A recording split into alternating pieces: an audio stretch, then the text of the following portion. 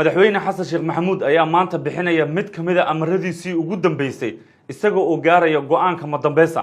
dhowr meelood ayuu madaxweynuhu maanta booqanaya oo muhiim u ah geedi socodka iyo dagaalka ka dhanka ah kooxda al-shabaab haddaba goormee ayuu ku wajahan yahay dhuusamareeb dhammaan warbixinadaas ayaan rabaa inaan kugula wadaago muuqaalkan saaka soo dhawaada saaxiibayaal idinkuna leek noo saara oo sii sheer gareeya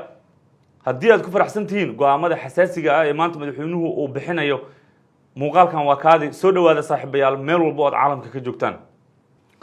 madaxweynaha Soomaaliya Xasan Sheekh Maxamuud ayaa maanta waxa uu booqanayaa dhowr xero oo ay ku jiraan ciidanka xoogga dalka Soomaaliya gaar ahaan ciidan dhawaan la tababaray oo ka tirsan Gorgor iyo sidoo kale ciidanka xoogga dalka gaar ahaan Kumaandooska Danab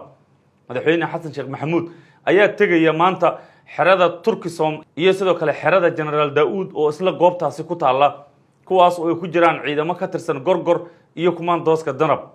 madaxweyne Xasan Sheekh Maxamuud ayaa maanta bixinaya amarkiisii ugu dambeeyay ee dagaalka ka dhanka ah kooxda al-shabaab waxaana la qorsheynayaa in marka madaxweynuhu uu maanta xerooyinkaasi tago ciidamadana uu la hadlo kadib in magaalada Muqdisho ay ka ambabaxaan cutubyo ka tirsan ciidanka xoogga dalka kuwaas oo ambabixi doona gobolada Galgaduud Shabeellada Dhexe Mudug Hiiraan iyo meelo badan oo ah deegaanada Galmudug iyo Hirshabeelle madaxweynaha ayaa la filayaa inuu ciidamada kula dardaarmo inuu isaga ay ka sii hormaraan 20 ilaa 24 bishan ayaa la filayaa in madaxweyne Xasan Sheekh Maxamuud uu u ambabaxo magaalada Dhuusamareeb ee caasimadda dawlad goboleedka Galmudug halkaas oo uu mar kale ka hogaamin doono dagaalka ka dhanka al-shabaab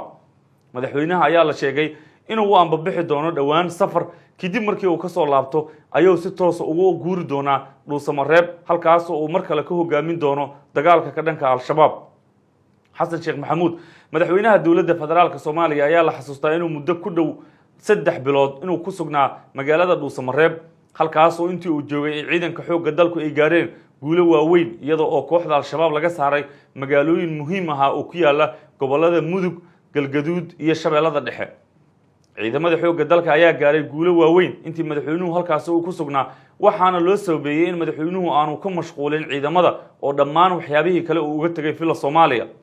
haseyeeshee bishii September ee sanadkan madaxweyne Xasan Sheekh Maxamuud ayaa dib ugu soo laabtay caasimadda isagoo oo wixii ka dambeeyay ku mashquulay arrimo waaweyn oo ay kamid ahaayeen in dalka laga cafiyo deymaha lagu leeyahay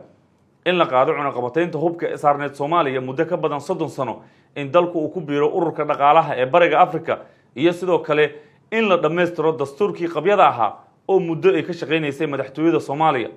madaxweyne Xasan Sheekh Maxamuud ayaa hadda u muuqday inuu dhammaan afartaasi qodob oo uu uga mashquulay dagaalka al-shabaab inuu dhammaantood ka soo jeestay hadda waxa kaliya ee u harayna ay tahay inuu xoogga saaro in al-shabaab laga saaro deegaanadaasi iyo kuwo kale oo ku yaala koonfur galbeed iyo Jubbaland si dalka ay ugu hirgeli karto doorasho qof iyo cod meelo nabdoon oo doorashooyinkaasi ay ka dhacaan la helo madaxweynaha ayaa maanta la filayaa inuu sidoo kale dalacsiyo saraakiil ka tirsan ciidanka xoogga dalka oo isugu jira Kumaandooska Gorgor iyo Danab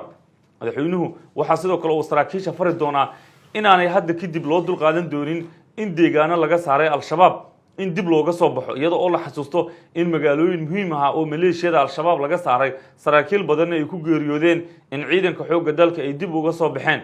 magaalooyinkaasi waxa kamid ah Caad Shabeellow iyo kuwo kale oo dhaca Galgaduud iyo sidoo kale koonfurta gobolka Mudug